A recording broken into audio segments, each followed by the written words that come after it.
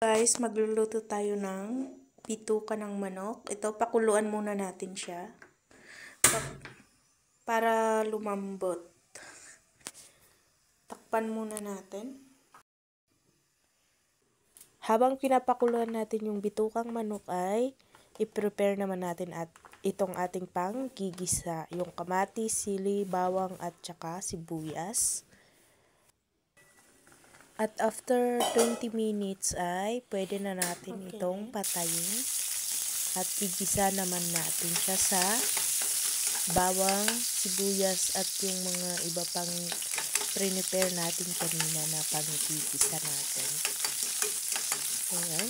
Unahin muna natin yung bawang at saka sibuyas. Tsaka natin ilagay itong ating kamatis at yung sili. Yung green po, yung pangsigang po ito. At saka natin ilagay yung bitukang manok. Ayan, halo-haluin muna natin siya. Tapos, lagyan na natin ng mga pampalasa tulad ng toyo, yung oyster sauce, magic sarap at saka yung durog na paminta. Yung nilagay ko dyan.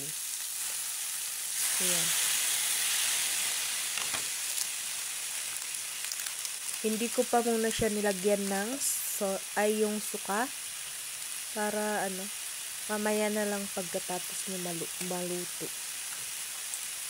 Ganito lang kasimple magluto ng adobong bituka. At saka mas masarap pala pag merong kalamansi or lemon. Yun na lang ang ipalit sa suka. Masarap yung lasa. Pero wala kasi kaya suka na lang munang gamitin natin dyan. Mamaya. Ihalo-halo muna natin siya. Ganyan muna. Bago natin lagyan ng water. At saka ulit natin siya pakuluan. Ng mga 10 to 15 minutes. Takpan muna natin para maluto siya.